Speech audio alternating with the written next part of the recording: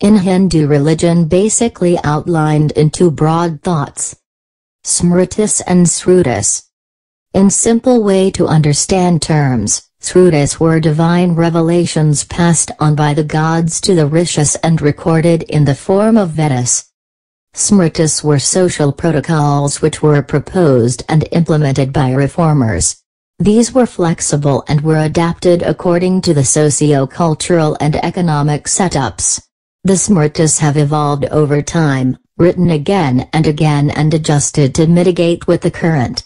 The Manusmriti and Bhagavad Gita are the best examples of Smritis. Hinduism is an open book. Two persons reading it at the same time may end up with conclusions which are dimensionally opposite to each other. With such a large scope of diversity in interpretation, the religion left us with vivid and sometimes debatable answers to many questions. Premarital sex is one of them. Desire or kama is never questioned in the scriptures. It is here, where the creation burgeons.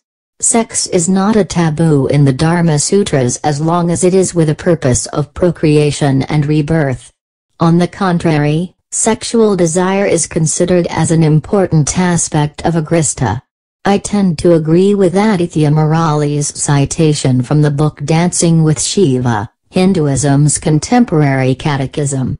However, Shakuntala Dusanta were tied under the Gandharva Vivaha tradition. It is considered as a legal tie of marriage in Manusmriti. Hence, their son Bharata, a Kshatriya by birth, was a legitimate prince. The question of adulteration never arises. Kunti Surya / and all the five gods were tied under the Vivaha tradition. Hence question never arises of Kunti's austerity.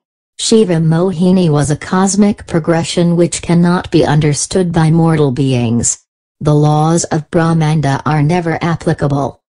So, while being inadept in stating whether premarital sex is a sin or not, it is morally incorrect since the whole purpose of desire goes haywire in such cases.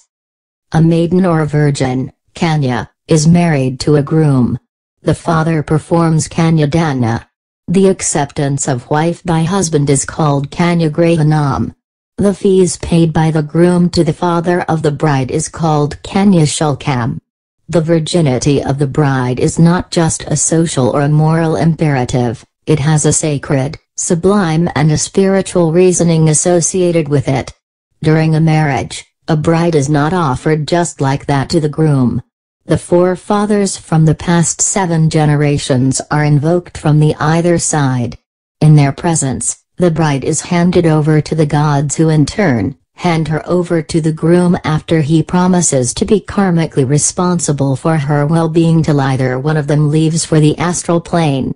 When such divinity is associated with just the tying of the Mangala Sutra, the whole occasion of union of two beings is filled with a divine cosmic purpose that has to occur to fulfill a predestined event while the celestial is a witness to it.